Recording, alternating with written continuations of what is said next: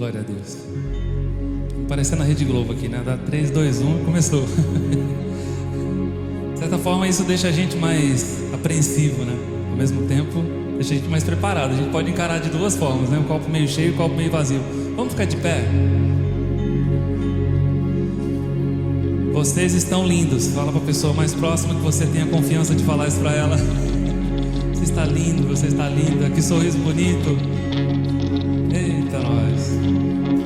Aleluia.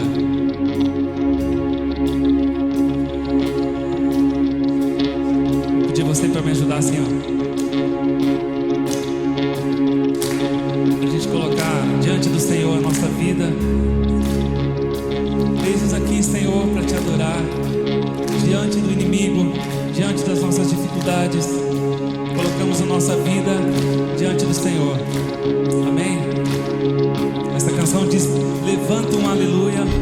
Isso quer dizer, quando tudo vai bem, eu levanto um aleluia para o Senhor. Quando tudo vai mal, eu levanto um aleluia também para o Senhor. Na presença dos meus inimigos, canta: levanto um aleluia na presença do inimigo. Com força. Levanto um aleluia mais alto que os ruídos. Mais uma vez. Levanto um aleluia. Canções são armas para mim. Levanto um aleluia.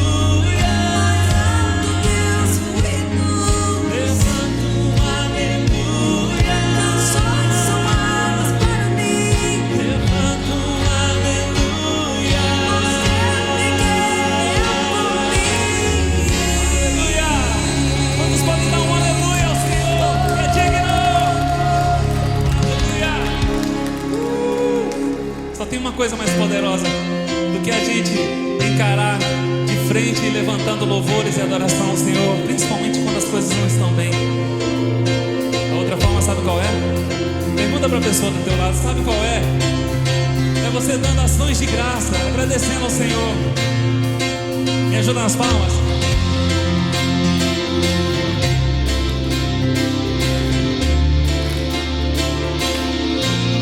Cantamos.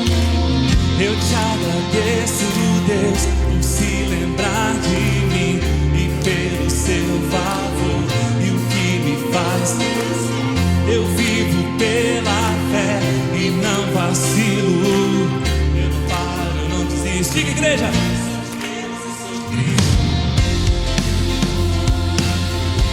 Quantos aqui são do Senhor e podem fazer um barulho santo? Aleluia. Eu te agradeço, Deus, por se lembrar de mim e pelo teu favor e o que me faz crescer. Eu vivo pela fé e não vacilo.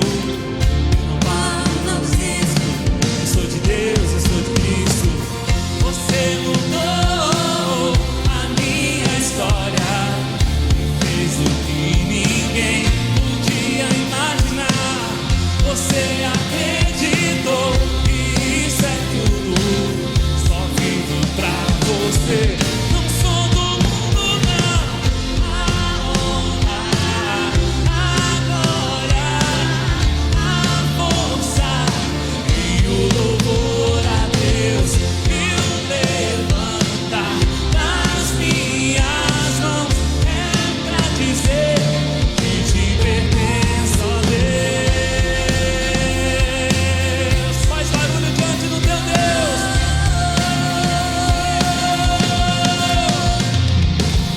Eu te agradeço, Deus, que no deserto deixou morrer e nem desanimar. E como aquela mãe que não desiste, você não se esqueceu. Você insiste, você acreditou na minha história e fez o que ninguém podia imaginar. Isso é tudo, só vivo pra você. Não sou do mundo, não. A honra, a glória, a força e o louvor a Deus e o levantar das minhas mãos é pra dizer que te pertence. A honra, diga. A honra, a glória, a força e o louvor a Deus e o levantar das minhas mãos é pra dizer que te pertenço, ó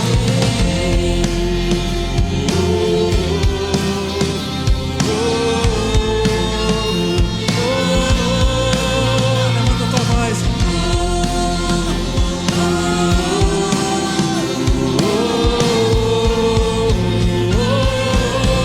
Ele é a honra, a glória, a força e o louvor a Deus. Canta, DNA. Das minhas mãos é pra dizer que eu te pertenço, Deus. A honra, a glória, a força e o louvor a Deus e o levantar das minhas mãos é pra dizer que te pertenço, ó Deus. Somos do Senhor. Aplaudam ao Senhor que é digno. E a Ele louvor, honra, glória ao seu nome.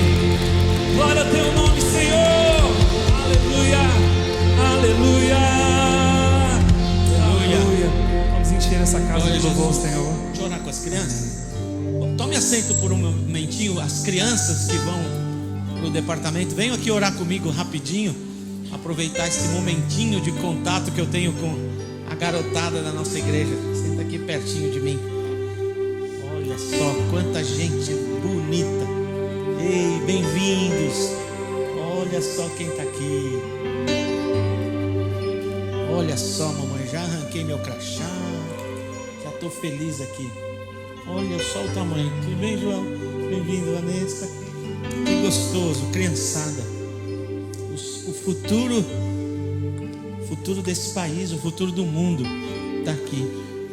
Imagine que os cientistas estão dizendo que a partir de 2050 há uma enorme possibilidade de aumentarmos a expectativa de vida para 120 a 150 anos. Hoje a expectativa de vida é 70, 75. Imagine, daqui 30 anos a ciência evoluiu tanto, vai interromper tanta doença, tanto envelhecimento precoce, que a expectativa de vida vai para 150. Você pode imaginar como é que vai ser a reforma da Previdência? Você pode imaginar sua sogra vivendo tudo isso? Você pode imaginar seu patrão, o mesmo patrão, 80 anos, e o cara está jovem? Quando será a maioridade? 35, 48? Mas essas crianças vão viver isso. E eles vão viver uma coisa que nós estamos entrando só agora. O relógio da vida fez clac, mudou. Mas nós não sabemos nada sobre isso. Se chama inteligência artificial. Nós estamos vivendo num mundo onde nós vamos viver com humanoides. Sabe o que é isso? Pessoas que são humanas, mas que tem um pedaço delas que é robô. Assim a gente não vai saber a diferença. Essas crianças vão encarar esse mundo, e elas poderão ser as cientistas, os cientistas que definirão como as coisas devem existir no mundo. Imagine, então, pai, mãe, elogie seus filhos o máximo que você puder. Não critique, não xinga, não chama de coisa feia. Apenas elogie os seus filhos. Eu não quero mimar demais. Mima. Se tem alguém que você tem que mimar, o seu filho. Abençoa com palavras de bênção, com palavras de vitória, com palavras de amor, com palavras de conquista. Seus filhos crerão nas suas palavras, mais do que na palavra do pastor, mais do que na palavra dos sacerdotes. Eles crerão nas suas palavras. E é agora o tempo. Estende sua mão para cá. Senhor Jesus, dá a tua bênção para as nossas crianças, e que elas agora tenham um tempo gostoso de aprendizado da Bíblia, da palavra de Deus. Cuida da Janice, de sua equipe, que dedicam as suas vidas, dedicando-se às nossas crianças. Dá sobre professores, coordenadores e as crianças a tua bênção, em nome de Jesus. Amém. Amém, criançada. Pode ir, Joelson. Aleluia.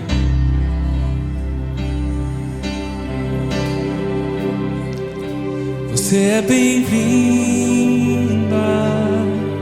aqui. A casa é sua, pode entrar, me esvazio de mim, me esvazio de mim.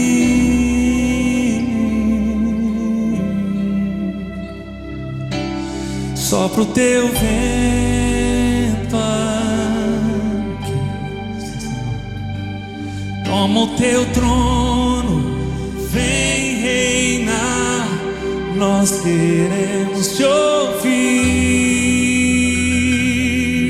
ó Espírito Santo, nós queremos te ouvir.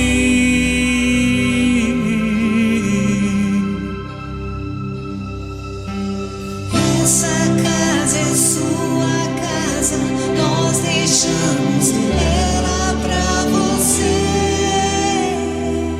Jesus.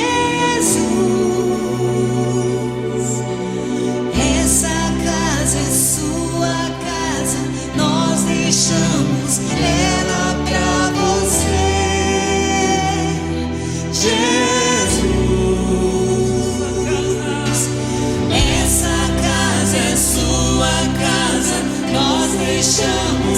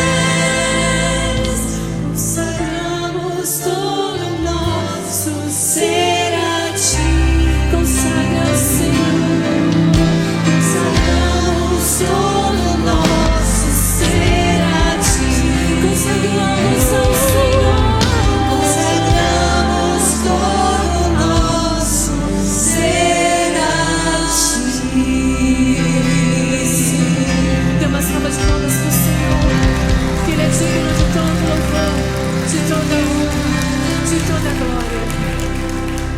Aleluia. Glória a Deus. Amém? Tome o seu assento. Obrigado, minha irmã. Tem mais uma? Obrigado, minha irmã. Que bênção. Que voz linda. Glória a Jesus. Louvado seja o nome de Jesus. Deus é bom, amém? Na nossa igreja, nós estamos estudando a palavra de Deus nas últimas semanas, conversando sobre esperança. Esperança não do verbo esperar, mas como definiu um professor brasileiro de filosofia, chamado Cortella. Ele disse: há duas esperanças. Uma delas é a que vem do verbo esperar, e a outra que vem do verbo esperançar. E nós estamos conversando sobre a esperança desde o ponto de vista da Bíblia Sagrada. E na Bíblia Sagrada, a esperança que esperamos não é do verbo esperar, que quem sabe aparece, quem sabe surge, ou do tipo, espero que não chova. Aqui em Orlando, em julho, dizer espero que não chova é realmente ter fé. Espero que meu pai me compre o ticket para o cinema, ou o ticket anual da Disney. Espero que encontre uma namorada. Em alguns casos precisa realmente muita fé. E enfim, essas coisas todas vêm do verbo esperar. Mas a esperança da Bíblia Sagrada é a esperança, segundo aquele filósofo, do verbo esperançar. É aquela espera que você pode realmente esperar porque é seu. É aquela espera que o leva a correr atrás, a não desistir, até alcançar porque já é seu. E sobre essa esperança estamos conversando nestes dias. Alguns domingos atrás falamos sobre por que esperar um milagre? E toda a nossa esperança tem a ver com um milagre, uma intervenção de Deus. E aprendemos naqueles domingos que os milagres de Deus têm algumas características que nós precisamos delas nos lembrar e nos apropriar. Primeira característica do milagre é que é sempre segundo a vontade de Deus, mesmo quando minha vontade tanto deseja. Se Ele não o desejar, não virá. O milagre sempre vem por causa da vontade de Deus. O milagre sempre acontece como uma espécie de outdoor que nos ajuda a olhar mais para cima. O milagre é como um sinal, como uma referência, como uma propaganda de Deus. Todo milagre que Deus opera, Ele tem como intenção, às vezes muito claro na Bíblia Sagrada, às vezes nas entrelinhas, que as pessoas agora pensam em Deus, como por exemplo, Deus visitou seu povo e nos abençoou.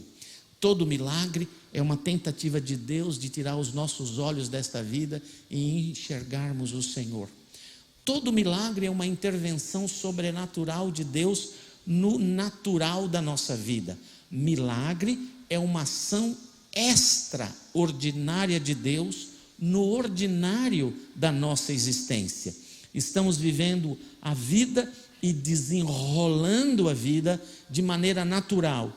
Nascemos, crescemos, ficamos maduros e depois vamos ficar mais maduros e depois começamos a apodrecer e morremos. Esse é o curso natural da existência, o curso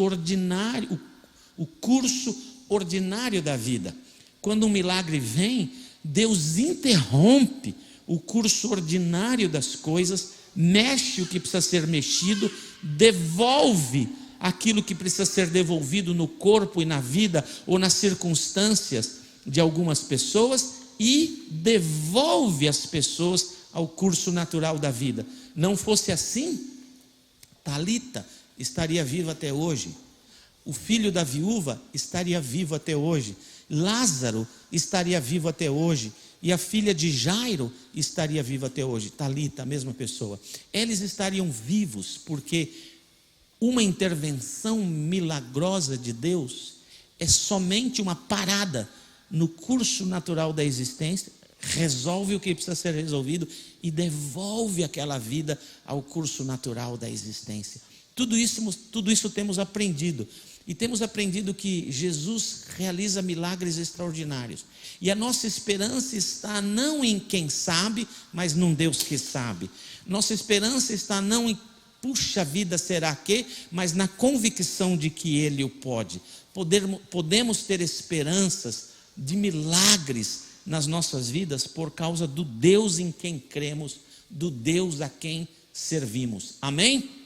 Amém. Então abre a sua Bíblia para o livro do evangelista ou do apóstolo Marcos, capítulo 5, versículo 21.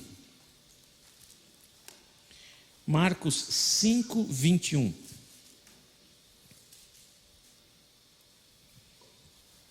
Amém? Marcos 5, 21.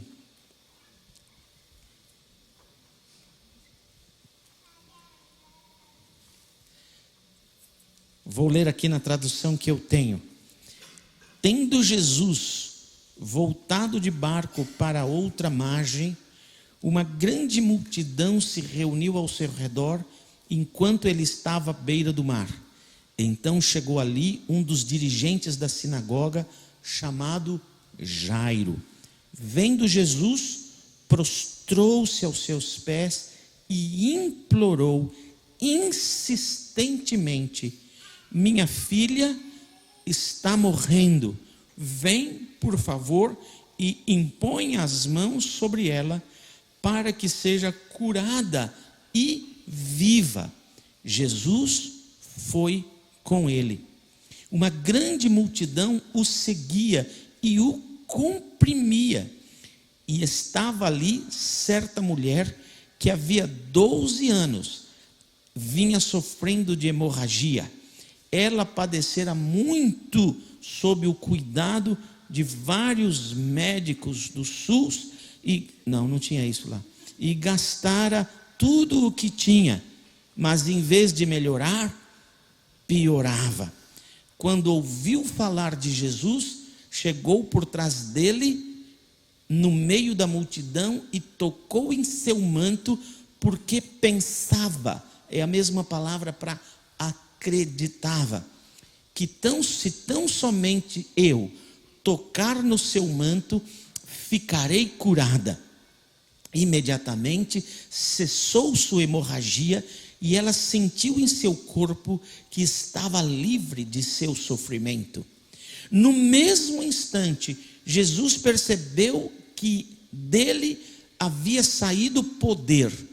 Virou-se para a multidão e perguntou: quem tocou o meu manto? E responderam os discípulos: vês a multidão aglomerada ao teu redor e ainda perguntas: quem tocou em mim? Jesus pensa, pelo amor de Deus, disse o discípulo. 32, mas Jesus continuou olhando ao seu redor para ver quem tinha feito aquilo. Então a mulher, sabendo o que lhe tinha acontecido, aproximou-se, prostrou-se aos seus pés e, tremendo de medo, contou-lhe toda a verdade. Então ele, Jesus, lhe disse: filha, a sua fé a curou. Vá em paz e fique livre do seu sofrimento. Enquanto Jesus ainda estava falando, chegaram algumas pessoas da casa de Jairo, o dirigente da sinagoga. Sua filha morreu, disseram eles. Não precisa mais incomodar o mestre. Não fazendo caso do que eles disseram, Jesus disse ao dirigente da sinagoga: não tenha medo, tão somente creia. E não deixou ninguém segui-lo, senão Pedro, Tiago e João, irmão de Tiago.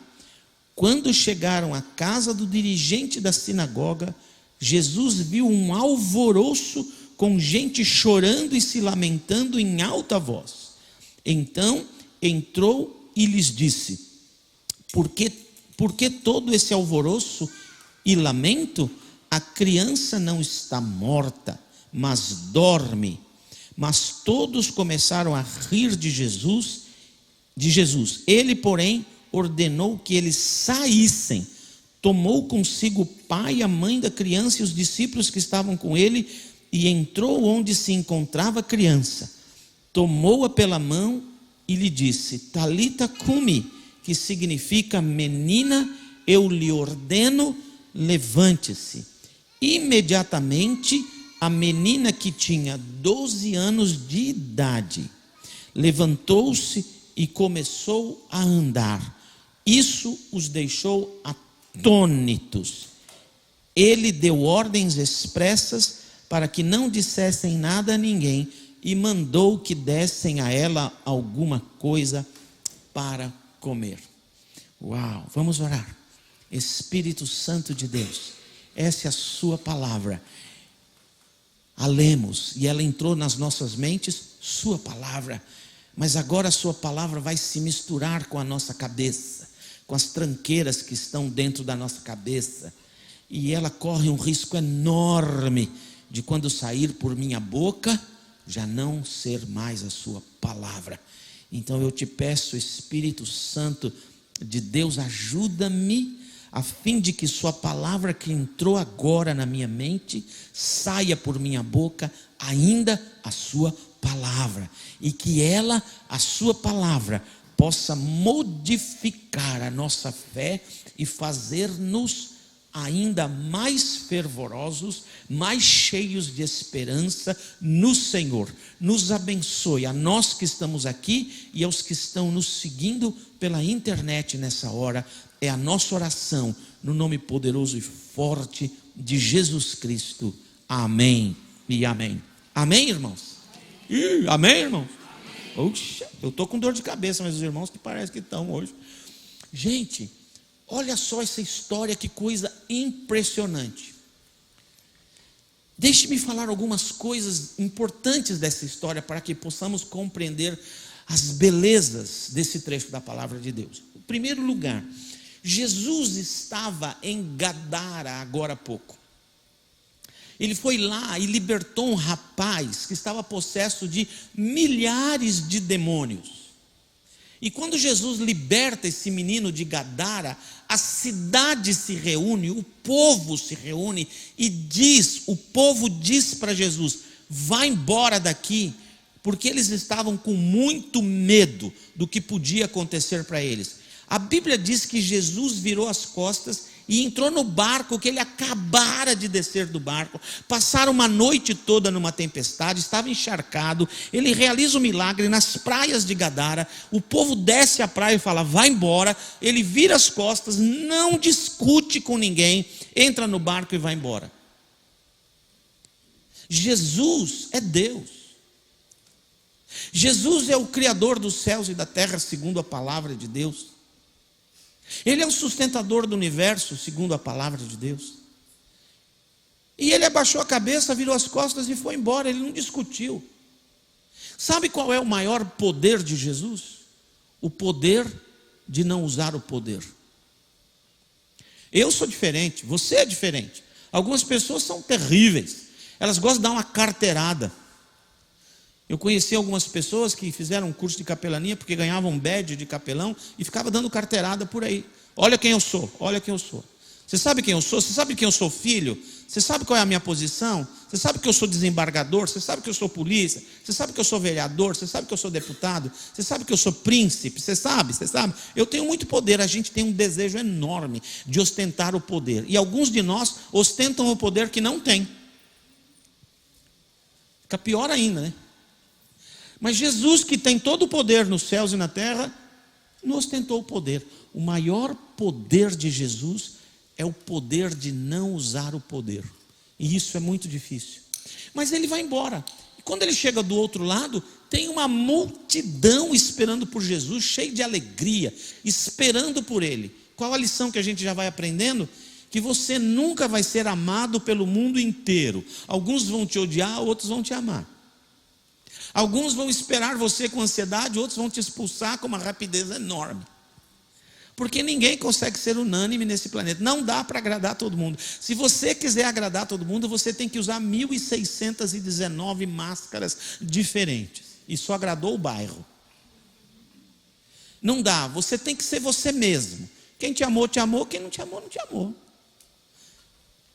E o melhor de tudo é a gente ter aquela consciência de que meu tempo acabou num lugar, né? This is enough. I have to go. Isso é muito importante. Jesus tinha essa coisa, se vocês não me querem aqui, that's okay. Vocês não sabem o que vocês estão perdendo, mas estou caindo fora. E voltou. E quando chega do outro lado, uma multidão esperando por Jesus. Gritando, alegres, felizes. Jesus voltou dessa viagem, finalmente, Ele está conosco. E no meio dessa multidão toda que comprime Jesus, tipo assim, Bolsonaro saindo do estádio depois que o Brasil foi campeão da Copa América, grande porcaria, a Copa América, e todo mundo comprimindo uns aos outros, querendo tocar e não sei o quê. Fico mais ou menos imaginando como foi Jesus andando naquelas ruas apertadas de Cafarnaum, a cidade para onde Ele volta. Uma cidade pequena.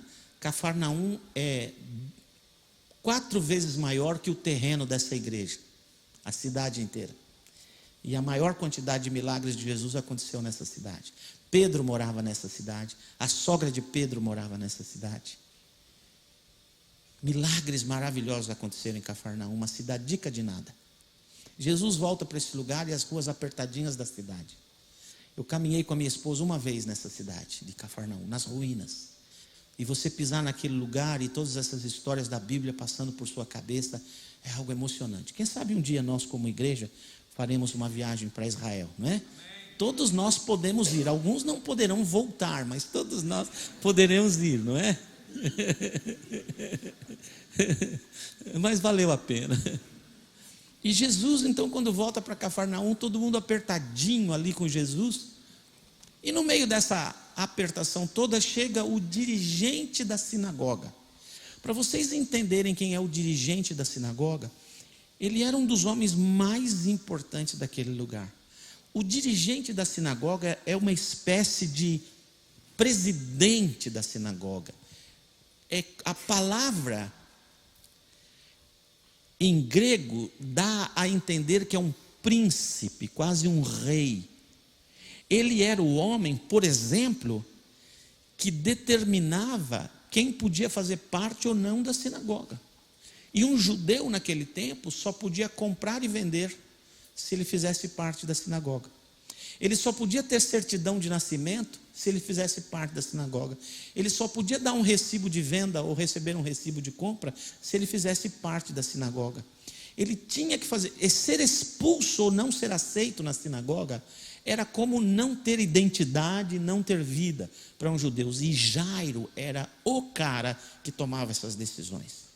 Jairo, então, para isso, tinha que ser um homem alfabetizado, um homem estudado, conhecedor de idiomas, conhecedor de história, conhecedor de geografia, conhecedor de política interna e externa, porque ele estava numa posição como de um representante, como de um deputado federal. Ele era um homem importante. Ele era um homem conhecidíssimo, então, na sua cidade e na região, porque se tratava de um dos dirigentes da sinagoga. Certamente também era um homem que tinha um salário importante, porque os da sinagoga tinham representações financeiras para o exercício do seu trabalho de tempo integral. Ele era um homem muito importante, um homem muito poderoso, humanamente falando, e um homem com muitos contatos. Ele conhecia os hospitais da cidade, ou o que a gente podia chamar de hospitais da cidade. Ele conhecia os médicos da cidade, os médicos do país. Ele teria acesso a esses lugares com facilidade.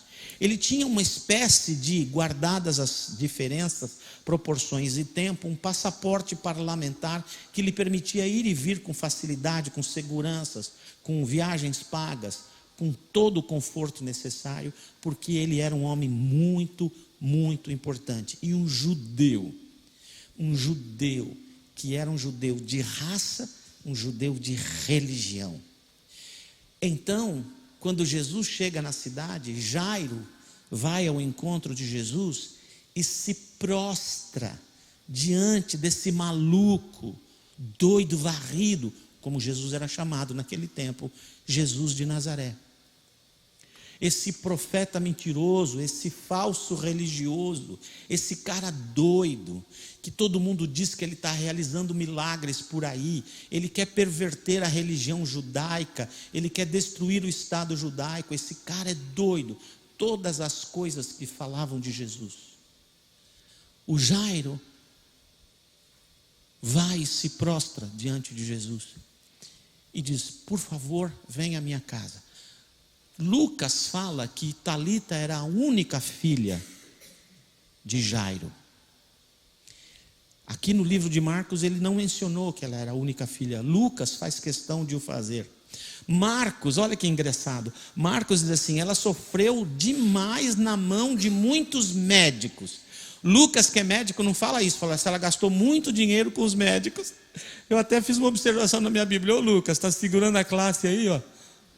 Porque ele era médico, e ele não menciona que ela sofreu na mão de muitos médicos, que ela gastou muito dinheiro com os médicos. Mas o Marcos abriu a boca, falou: ela sofreu pra caramba na mão dos médicos. Eu quero dizer, a moça que vai chegar daqui a pouco. Então, quando Jesus fala: tudo bem, eu vou na sua casa, no meio da multidão que aperta, eu posso imaginar uma grande multidão aqui, apertando Jesus de tudo que é lado, puxando a roupa dele, o cabelo dele, tocando nele, e ele tentando se virar por aqui, os discípulos abrindo caminho, e Jesus dando um passo de cada vez. E eu posso imaginar o Jairo aqui, indicando o caminho. E no meio desse desespero do Jairo, uma mulher que 12 anos sofre de uma hemorragia incontrolável, decide tocar no manto de Jesus. Um dia nós vamos contar a história dessa mulher.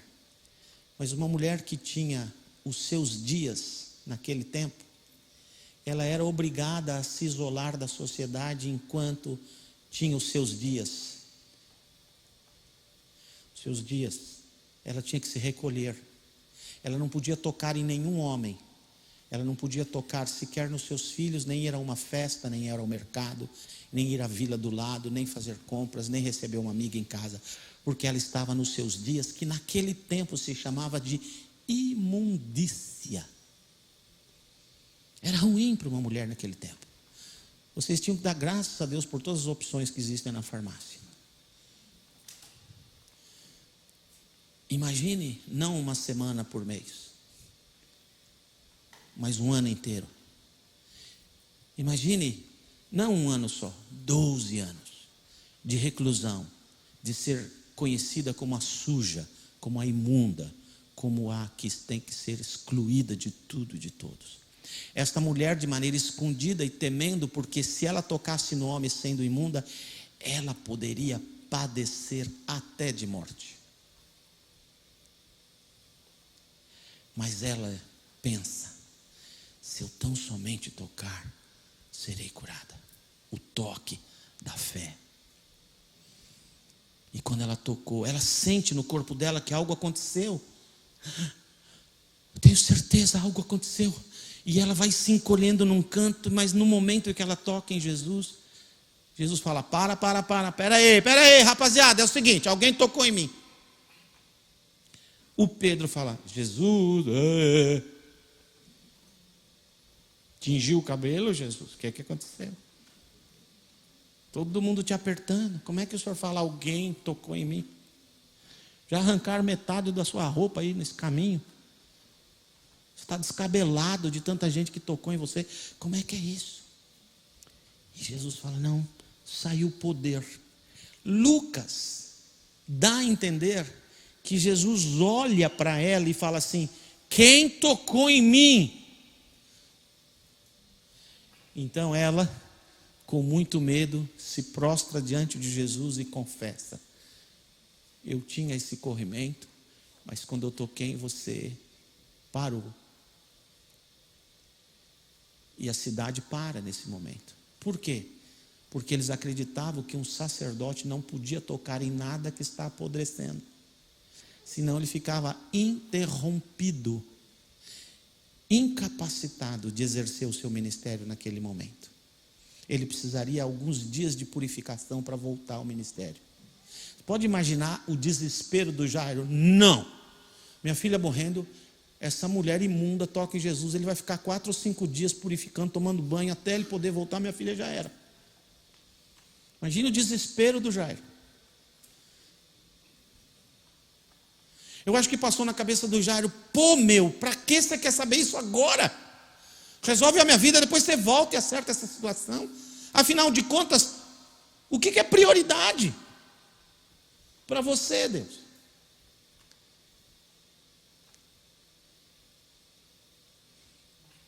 Nessa hora, os empregados do Jairo falam: Jairo, dispensa o mestre, tua filha morreu. Aliás, os empregados disseram ao contrário: Jairo, tua filha morreu, dispensa o mestre. Sabe aqueles empregados que a gente encontra que não sabem dar notícia? Você tem um desse? Tem aquela velha história do cara que tinha um sítio e tinha um cavalo de estimação. E um dia a mãe dele foi passear no sítio. E um belo dia o caseiro liga e falou assim: estou ligando para dizer que seu cavalo morreu. Não é assim que dá notícia. Tinha que avisar que estava uma chuva muito forte, que tinha relâmpago, depois ventou muito, você ficou assustado, aí o celeiro estava com problemas, aí houve um acidente, aí o cavalo teve um acidente. Você vai me preparando.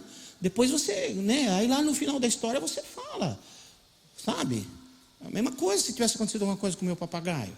Você tinha que dizer: o papagaio escapou, ele subiu no telhado, aí ele escorregou, aí ele caiu, ele bateu a cabeça, ele foi para o hospital, 3 dias depois. Aí você tem que me contar a história assim, não é? Morreu. Aí tudo bem, aí a mãe do dono do sítio foi visitar o sítio. Uns 4 dias depois, o caseiro liga e disse assim: patrão, sua mãe subiu no telhado. Não é assim que dá notícia, né? Mas eles disseram: morreu, Jairo. É aquele de repente que sai o chão debaixo do seu pé, que a sua vida acaba, que tudo fica cinza escuro, tudo fica nublado, que todas as coisas perdem o sentido, que o mundo perde o sentido, que tudo perde o sentido quando alguém dá a notícia para você. Já era. Nessa hora Jesus escuta aquilo, vira para o Jairo e diz: Jairo, calma, eu vou à tua casa, creia somente.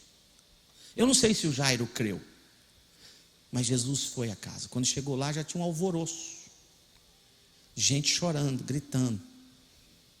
Imagina a mãe dessa criança correndo para abraçar o marido, pensando: que pena Jesus demorou, que pena ele parou na esquina para conversar com aquela dona. Jesus então entra só com seus 3 discípulos e com os pais no quarto daquela criança e diz para ela: ordena, Talita cumi. Se você não sabe, Talita cumi é uma expressão de mamãe para filhinha em aramaico. Não é uma expressão regular. Jesus não disse em português: menina, levante-se. Ele disse em português: filhinha, meu amor, é mamãe, levanta. Foi isso que Jesus fez. Jesus não só falou na língua de uma mãe, mas falou na língua do coração daquela criança. Jesus foi delicado ao ponto de escolher as palavras e o idioma do coração daquela criança. E ele disse: levante-se. E ela se levantou. Todos ficaram atônitos. E Jesus disse: agora dá uma comidinha para a criança. Jesus realizou esse milagre. Quando eu leio essa história da Bíblia, meu coração se enche de alegria, se enche de gozo, de paz, de esperanças no meu Deus.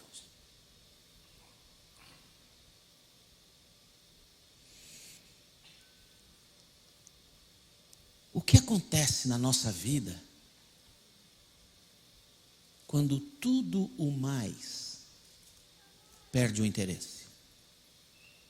O que acontece na nossa vida quando o objeto do nosso amor, que pode ser um filho, um cônjuge, um pai, um vovô, uma vovó, uma empresa, um relacionamento, um documento, um dinheiro, a gente vê se esvaindo, se perdendo de nossas mãos, sem nenhuma chance de recuperação.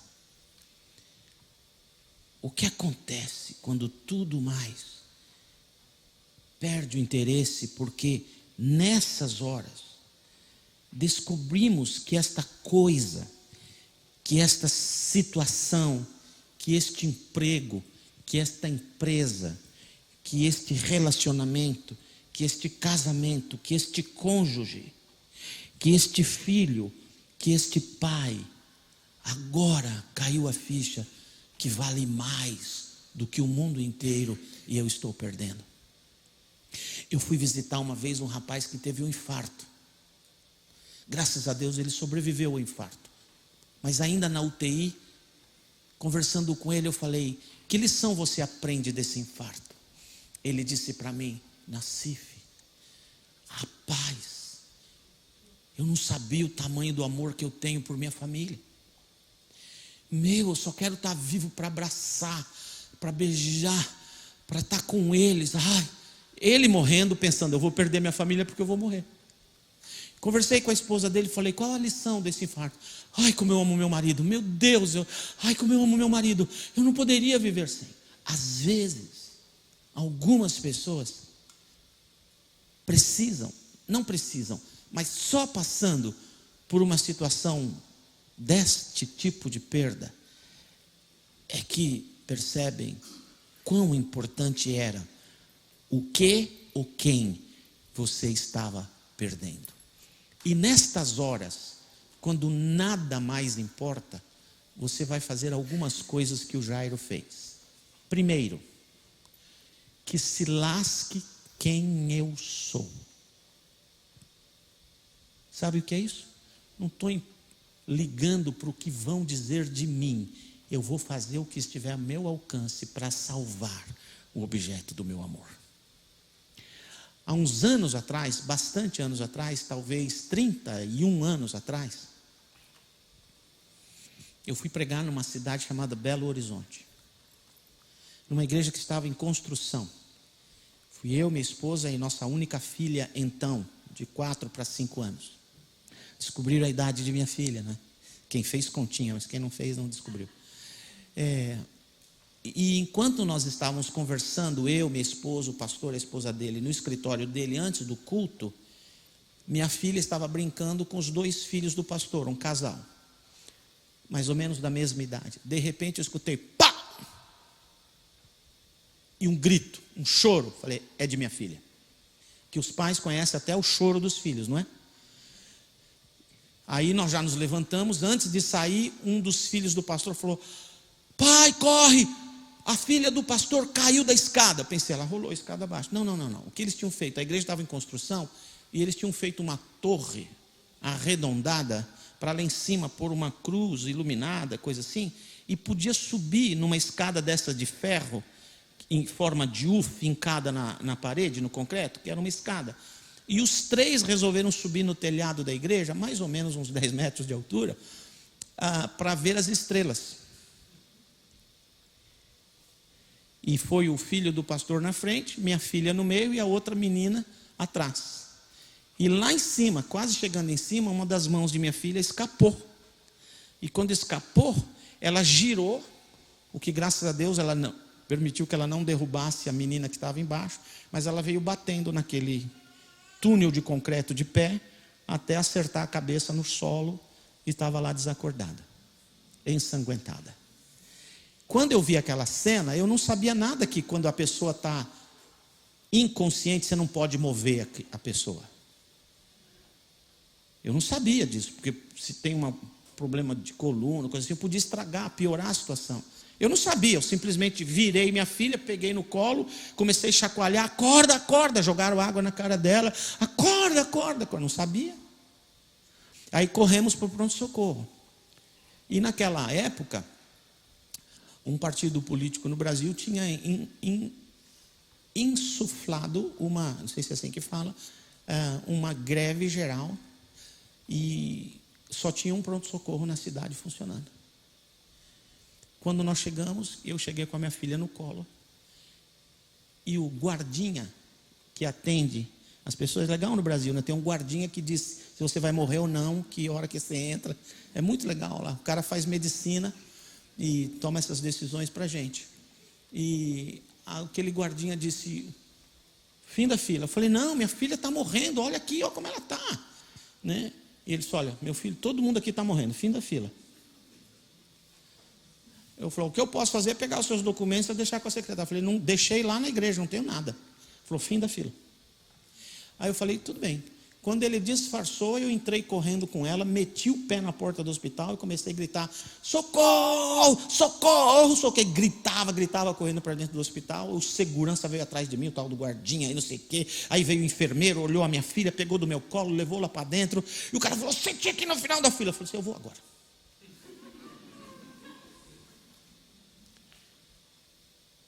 Você podia ir preso. Eu falei, não tem problema. Talvez você fale assim para mim, pastor, que fé é a sua? Nenhuma. Naquela hora não tinha nenhuma. Eu queria socorrer minha filha. Porque quando você vê o objeto do seu amor se esvaindo de suas mãos, você é capaz de tudo. E a primeira coisa que não interessa mais é quem sou eu. Não interessa mais. Não interessa se eu sou pastor, se eu tenho fé, se eu não tenho fé, se eu tenho uma igreja, se eu não tenho uma igreja. Ali tudo perde valor diante do maior valor que eu estou perdendo. Graças a Deus ela só tinha cortado o supercílio, ficou meio grogue, mas os médicos examinaram e por alguns dias estivemos na cidade. Ela foi vista outras vezes, nenhum problema, machucou só um tornozelo, tudo bem. Mas o susto foi grande. Nessas horas, você desiste de quem você é. Segundo, você desvaloriza completamente a sua posição, o seu trabalho, o seu ganha-pão, o seu dinheiro, as coisas que até agora você valorizou. Eu sou o dirigente da sinagoga. Eu sou o dirigente da sinagoga. Eu sou. Nessas horas, nada mais tem valor. Você vende tudo, doa tudo, faz o que quiser, perde o emprego, vira na miséria, mas você quer de volta o objeto do seu amor. Foi o que esse cara fez. Ele colocou em risco a posição dele. Pode ser que ele tivesse sido expulso depois disso da sinagoga e nunca mais voltasse. Tudo que ele tinha de valor, perdeu o valor, porque aquilo que ele valorizava estava se perdendo. Ele não ligou para mais nada. Quando a gente está desesperado e depende da sobrevivência daquilo que amamos ou de quem amamos, nós somos capazes de fazer qualquer coisa. E a terceira coisa é buscar a Jesus. Este homem buscou a Jesus. Quando ele busca Jesus, ele se prostra aos pés de Jesus. O que significa isso? Que ele reconhece: o meu poder é nada diante do seu. Eu estou absolutamente incapaz, com todo o dinheiro que tenho, com todos os contatos, com a minha rede de contatos que tenho, com o meu network, eu com os hospitais de portas abertas para mim, com meu passaporte diplomático, com os amigos, com as empresas, tudo que eu tenho é nada, só você tem poder. É nestas horas que nós começamos a descobrir que quem tem poder neste mundo.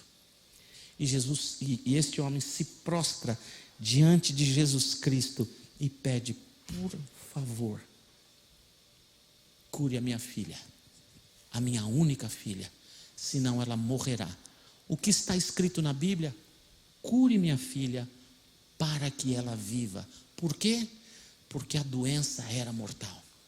Se não houvesse cura daquela doença, ele a perderia. Muito bem. E no meio de toda essa confusão, aquela mulher interrompe a caminhada de Jesus, e eu queria falar 3 coisas que o Jairo me ensina se queremos ter esperanças. Primeira, quem você tem convidado para ir à sua casa? Talvez você tenha convidado amigos importantes, talvez você tenha convidado pessoas maravilhosas, talvez você tenha convidado pessoas interessantes. Nada contra, pode seguir convidando-as. Mas e Jesus? Você já chamou Jesus para ir à sua casa? Um dos hinos que fez Regis Danese muito conhecido foi Entra na minha casa, na história de Zaqueu. Quem você convida para entrar na sua casa? Quem você convida para ser o dono de sua casa? Quem é o dono de sua casa? Quem é o dono do seu casamento? Quem é o dono dos seus relacionamentos? Quem é o dono do seu dinheiro? Quem é o dono dos seus filhos? Quem é o dono do seu cônjuge? Quem é o dono da sua casa fisicamente? Quem é o dono do seu casamento? Primeira lição importante que eu aprendo aqui é: convide Jesus para a sua casa. Com a bênção de Deus, mais para frente, eu vou começar uma série nova, quando terminarmos a de esperança, as casas onde Jesus entrou. O que ele fez em cada casa que ele entrou. Quem você tem convidado? Você tem convidado vários programas interessantes de televisão? Ok, nenhum problema com isso. Mas e Jesus? A primeira base que sustentará você na hora de qualquer complicação na vida é ter aquela convicção inabalável de que Jesus reina nessa casa. Segundo, quem você ouvirá? Quando as pessoas chegaram para Jairo e disseram: Jairo, sua filha morreu. Jesus disse: sua filha dorme. A quem você vai dar ouvidos? Você vai dar ouvidos a conselhos de pessoas? Quem é que está falando no seu ouvido? Que coisas estão entrando na sua mente? Do que você enche a sua cabeça? De tranqueira só? Se você não encher a sua mente da palavra de Deus, você terá na sua mente só a palavra humana. E muitas vezes na história da existência, os médicos disseram: não tem mais jeito, e Deus mostrou que tinha. A quem você anda dando ouvidos? A cabeleireira? Nada contra a cabeleireira, eu acho que tem cabeleireira crente que dá uns conselhos bons, vale a pena. Quem você está dando ouvidos? O vizinho? A quem você está dando ouvidos? Ao partido A e ao partido B? Ou ao B e ficando inimigo do A? Ou o A e ficando inimigo do B? Você dá ouvidos a quem? Quais são as ideias, a filosofia, a maneira de pensar da vida que você tem permitido entra na sua cabeça? Porque os humanos só podem fazer as coisas que os humanos podem. Segunda lição de Jairo é: não dá ouvidos ao que as pessoas dizem a seu respeito, nem a respeito de Deus. Tem muita gente que se preocupa com o que vão dizer de mim. Então, você já notou que todas as fotos que postam são fotos sempre bonitas, sorridentes, alegres e com a barriga encolhida? Porque a gente tem uma enorme preocupação com o que as pessoas vão falar da gente.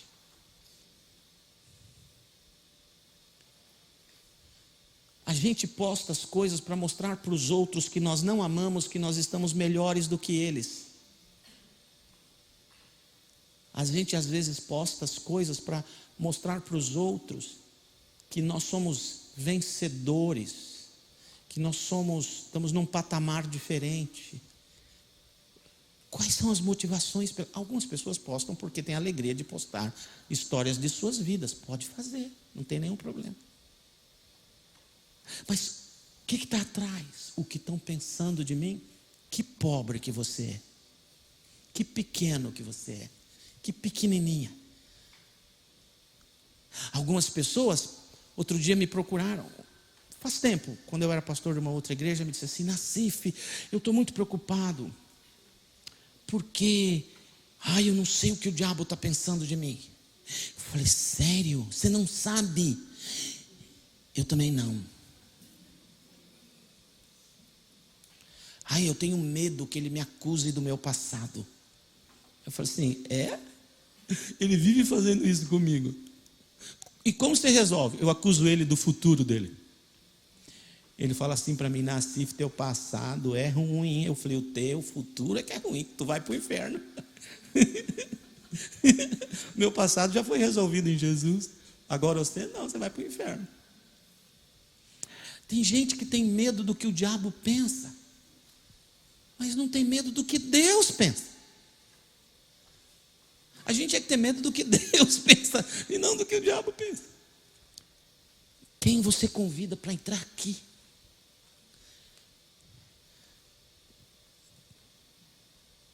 Terceira lição ligada com essa é: ouve Jesus. Ouve Jesus. Jesus disse para o Jairo: Jairo, calma, eu vou à tua casa. Calma, eu vou à tua casa. E quando Jesus chega na casa do Jairo, o pessoal está chorando, ele fala assim: gente, para que essa choradeira? Ela não morreu, ela dorme. Vou abrir um parênteses aqui. Algumas pessoas querem interpretar essa passagem, por causa dessa fala de Jesus, como a menina estando em coma, mas não morta. Pelo fato de Jesus ter dito: ela dorme, ela não morreu. Essa interpretação de que ela estava em coma e Jesus a tirou do coma não é correta, por algumas razões. Primeiro, porque o povo que estava na casa tem convicção absoluta de que ela morreu. Ela não tem respiração, ela não tem pulso, acabou. E quem está em coma pode ter pulso, pode estar respirando. Os empregados vão falar com Jesus dizendo assim: ela morreu. Eles estão convictos do fato. Outra razão bíblica para a gente saber que ela morreu: a Bíblia diz que quando Jesus ordena que ela se levante, a Bíblia diz: e o espírito dela retornou. Portanto, o espírito tinha saído. Ela estava literalmente morta. Mas por que Jesus diz ela dorme? Porque quem é do Senhor nunca morre. Ainda que morra, viverá. O apóstolo Paulo diz assim: os que dormem no Senhor ressuscitarão primeiro. Ora, se dorme e ressuscitou, então era morto. Isso, porque quem morre com Cristo não morre, dorme. Então é este momento em que, por exemplo, minha esposa e eu cremos na palavra e não no que os médicos dizem. Outro dia uma pessoa falou assim para mim: Nassif, soube que você perdeu seu filho. Eu disse: eu não perdi. Não, mas me disseram. Falei: não, eu não perdi, porque eu sei onde ele está. É diferente de perder. Cadê, hein? Alguém sabe me dizer onde? Eu encontrei um casal no Rio de Janeiro, em Niterói, que disse para mim: Nassif, ore por mim, faz 17 anos que a minha filha desapareceu. 17 anos que ela desapareceu e ninguém encontra. Aí é duro. Perdeu. Isso é perder. Provavelmente está morta. Provável, mas é improvável. Porque pode ser que ela esteja sequestrada em outro lugar. Ninguém sabe. É duro essa experiência. Ai, Deus, por favor, que dureza. Mas embora não conviva mais comigo, eu sei onde está. Então eu preciso dar ouvidos ao que as pessoas dizem ou ao que Jesus diz. Morreu, me disseram. O médico intensivista disse: Senhor Nassif, finish. He's gone. Mas Jesus disse: ele dorme. É nessas horas que a gente precisa ter fé, porque pode ser que, se ele assim o entender, ele o desperte, a desperte, ressuscita, faz viver de novo aquilo que você está perdendo nessa vida, se não, com absoluta convicção, na vida eterna. Na vida eterna. Como que eu posso esperar milagres de Jesus? Convidando para minha casa. Não dando ouvidos à galera, mas dando ouvidos à sua palavra. Quem convida Jesus para casa, para de ouvir pessoas, começa a ouvir a voz do Senhor. Esta pode ter esperanças de milagres. Amém? Amém. Mas agora pensa isso comigo. Como faz para convidar Jesus para minha casa? Talvez você nos assistindo pela internet tenha essa pergunta: como eu faço para convidar Jesus para minha casa? Só tem um jeito: se ele entrar no seu coração. Jesus não habita em lugares, ele habita em pessoas. Isso aqui não é a casa de Deus, isso aqui é um prédio que durante a semana serve de escola. De fim de semana a gente vira esse negócio aqui para ter culto. Isso é um prédio. Deus não habita em edificações humanas. Ele habita em humano. O único jeito de Jesus morar na sua casa é se ele morar no seu coração, porque aí onde você entra, ele vai. Então, se você quer convidar Jesus para morar na sua casa, convide-o para morar no seu coração. Porque quem tem Jesus no coração, tem Jesus em casa, no carro, na rua, em todo canto. E aí lembra, quando você entrar em alguns lugares que não deveria, você está forçando Jesus a entrar com você. Como faz então para Jesus entrar no meu coração? A Bíblia Sagrada diz claramente: crê com teu coração e com a tua boca convide Jesus. A Bíblia ordena, orienta que o único jeito de Jesus morar no coração de alguém é se alguém crer que ele morreu e ressuscitou por minha causa. Se a gente crê e admitir que é pecador e que precisa de Deus, e então com a boca dizer: Jesus, eu abro a porta da minha vida, do meu coração, entra, torne-se o dono de minha vida e o meu Salvador. Se você não fizer isso, não adianta ir na igreja, não adianta fazer nada, porque esse é o primeiro passo da vida cristã: convidar Jesus para entrar no coração. A pergunta é: você já deu esse passo?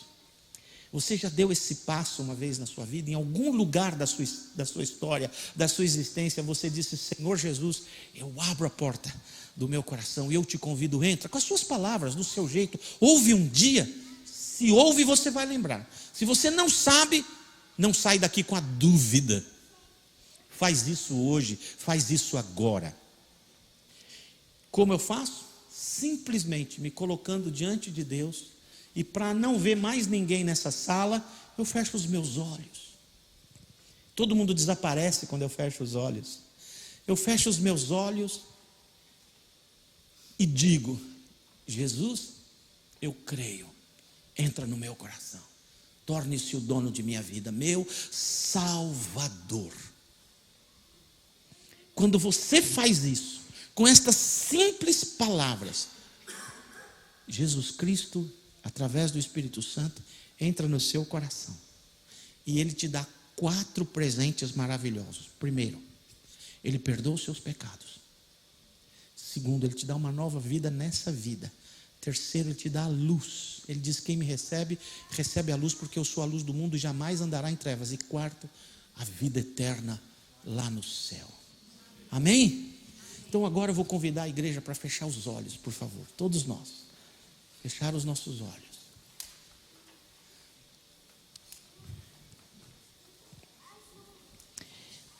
E eu vou convidar você a pensar em você.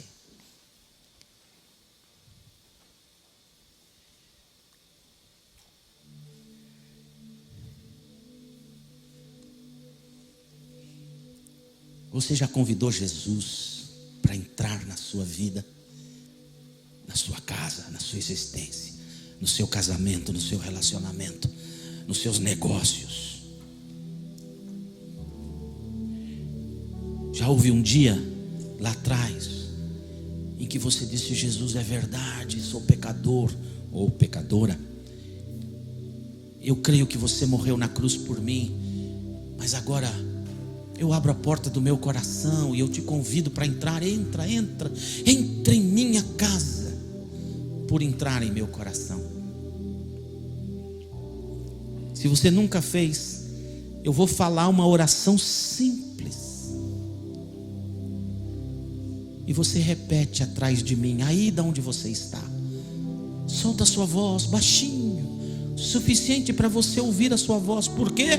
Porque a Bíblia diz: crer com o coração e falar com a boca.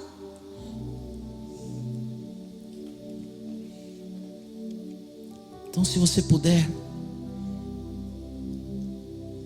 se você deseja dar o primeiro passo de Jairo para ter esperanças de milagres, convida Jesus. Convida Jesus. Eu vou repetir, eu vou falar a oração. Repete atrás de mim: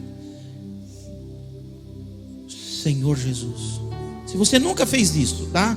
Se você nunca fez isso, não é para se tornar membro da minha igreja. Lógico que eu vou amar se você ficar nessa igreja, mas é para você receber Jesus. Repete comigo se você nunca o fez. Senhor Jesus, eu creio que o Senhor morreu e ressuscitou por minha causa. É verdade, sou pecador, mas agora eu abro a porta do meu coração e eu te peço: entra na minha vida, entra no meu coração, entra na minha casa, entra nos meus relacionamentos, entra no meu casamento, entra no meu coração. Eu me entrego ao Senhor. Muito obrigado, porque o Senhor me aceita do jeito que eu sou. Amém. Quantas pessoas nessa sala pela primeira vez fizeram uma oração desta? Levante uma das suas mãos. Tem alguém? Pela primeira vez? Não vejo ninguém. Quem sabe aí na internet alguém me deixa saber de você. Segundo passo do Jairo: não dá ouvidos ao que as pessoas sem fé dirão a você. Aprende a dar ouvidos a Deus. Como? Lendo a palavra, conhecendo a Bíblia Sagrada, deixando que ela entre no seu coração, que ela invada todos os cantinhos da sua vida, e assim a sua fé cada vez mais forte, cada vez mais fortalecido, cada vez mais em vitória. Amém? Amém, glória a Deus. Antes de cantarmos, ou talvez cantarmos um hino agora, que, quem sabe entregar a casa, eu não sei qual foi, e depois continuamos. É sua casa, nós deixamos ela pra você, Jesus. Põe a mão sobre o seu coração e diga: essa casa é sua casa, nós deixamos ela pra você,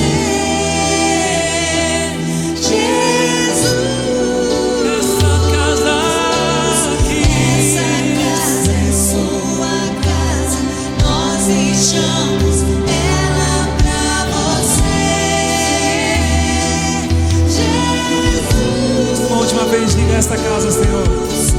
Essa casa é sua casa, nós deixamos ela pra você, Jesus.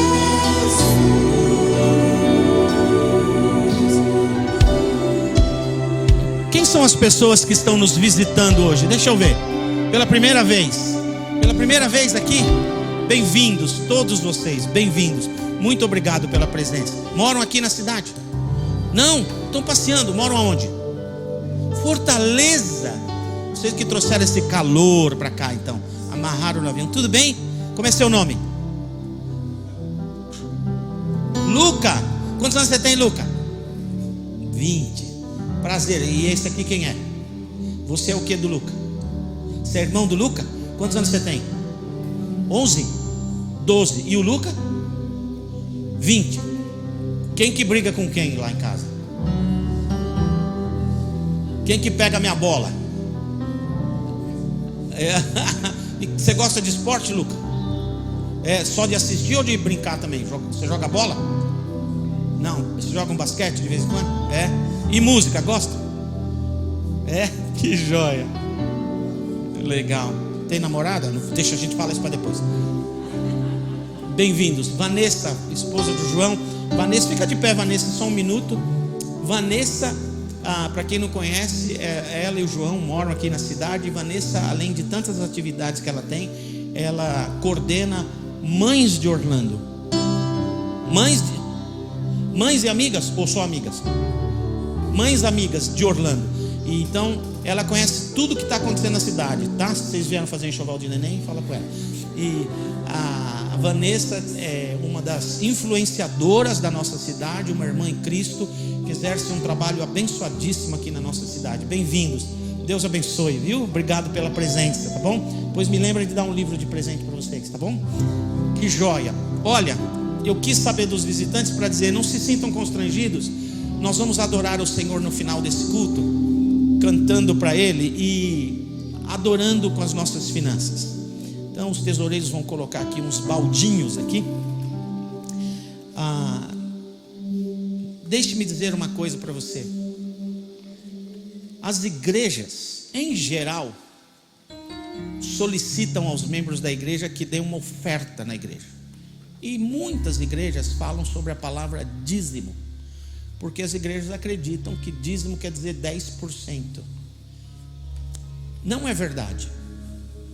A palavra dízimo vem da palavra dizimar, ou seja, liquidar. Então o dizimista é aquele que deu 100%. É nesse dízimo que eu acredito, no 100%. Mas minha fé não alcança 100%. Então minha família, e eu não estou falando isso para você falar, ó, pastor, porque eu vou perder a bênção se você fizer isso. Minha família dá 20%, mais do que 10%. Mas na nossa igreja a gente não ameaça ninguém. Se você não der, vai cair maldição sobre a tua casa. Isso não é verdade. Nós não somos bruxos, nós somos pastores.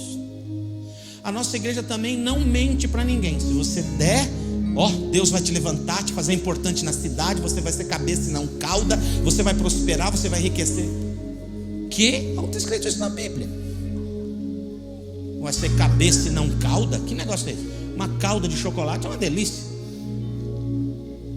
O que a gente crê é que nós que somos da casa, sustentamos a casa com o nosso esforço de fé, com o nosso dízimo, com o nosso vintízimo, com o nosso trízimo, com o que puder, e com a moedinha da viúva. Porque se for a moedinha da viúva de todo o coração, vale mais do que $100 mil que você colocar aqui. Mas pode pôr 100.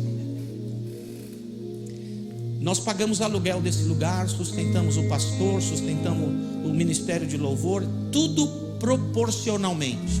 Se você não sabe, na nossa igreja sim, o que é fixo aqui é o aluguel, 2 mil por mês. A gente paga o aluguel, do que sobrou recebe o povo, proporcionalmente. Então tem dia que tem dia que não tem, mas nós estamos aqui pela fé. Nós cremos que Deus é que sustenta. Só para você saber como funciona a administração dessa igreja. E séria, muito séria. Só amanhã que eu, o Joey e alguns dos músicos, só amanhã que nós vamos saber se entrou. Porque o tesoureiro paga o aluguel e depois proporcionalmente vai pagar os obreiros da igreja. Porque nós cremos que é o nosso sacrifício de amor para Jesus. Então, esse é o seu momento de vir aqui em família. Sai com a sua família, ou com a sua esposa, ou com os seus filhos, ou se você está sozinho, e adore ao Senhor. O que vai acontecer se você adorar ao Senhor? Você é um crente obediente, um crente de fé, e Deus saberá recompensar a sua vida. Amém? Então, enquanto cantamos esse hino, vem adorar. Levanta um aleluia na presença do inimigo. Levanta um aleluia mais alto que os ruídos. Traga a tua oferta ao Senhor. Levanta um aleluia. Canções são armas para mim. Levanta um aleluia. O céu vem guerrear por mim. Aleluia. Na tempestade eu vou cantar alto e mais alto, o meu louvor girar. Nas cinzas a fé se levantará. A morte é vencida, o rei vive está. Tempestade de Cristo. Tempestade, eu vou cantar alto e mais alto, o meu louvor girar. Nas cinzas a fé se levantará. A morte é vencida, o rei vive está.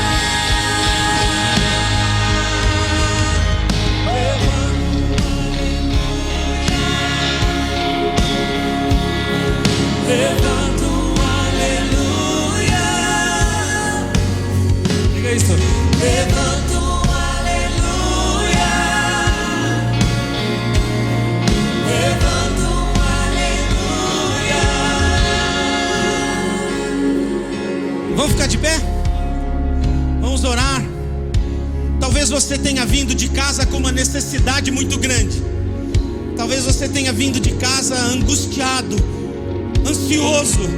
Talvez você tenha vindo de casa quase em pânico.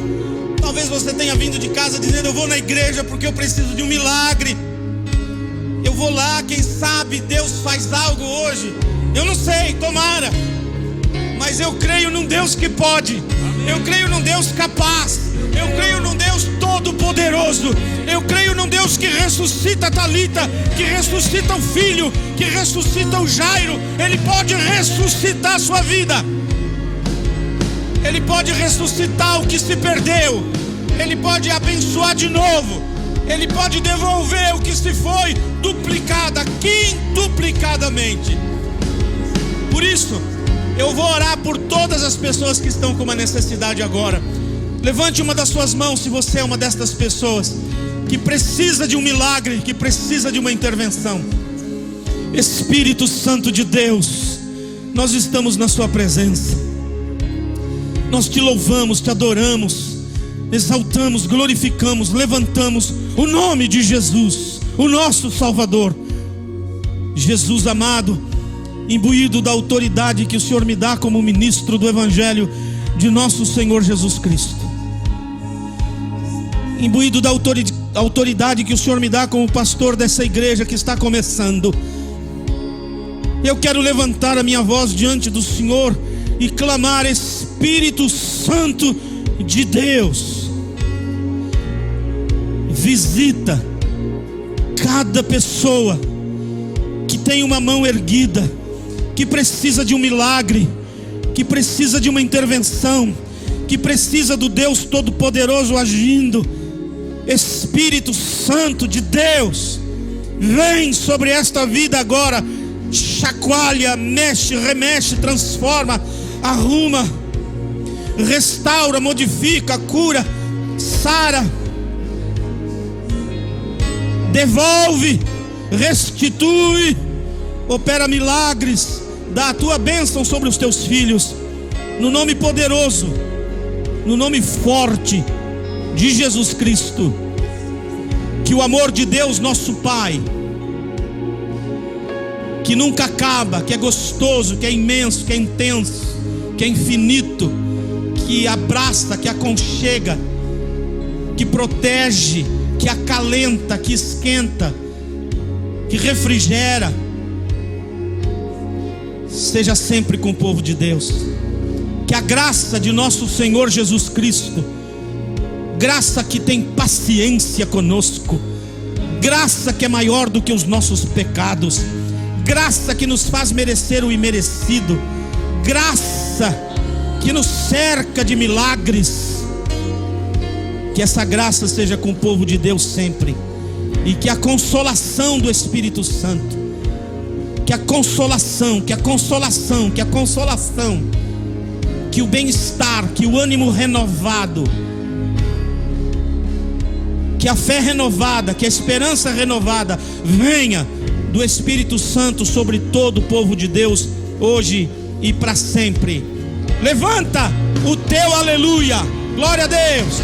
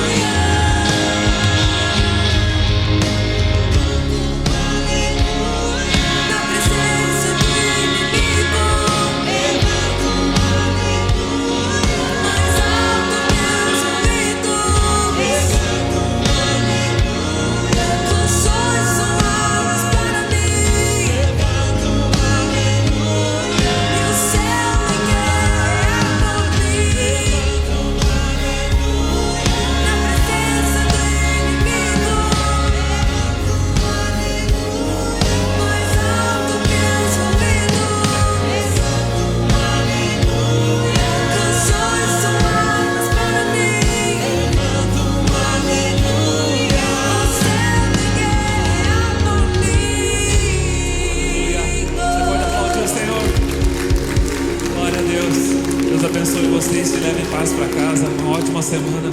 Que bom estar aqui com vocês esta noite. Quem quer ficar, pode ficar, pessoal. A gente só está dispensando porque terminou a reunião. Estou vendo que o pessoal não quer ir embora. Fiquem, adorem ao Senhor.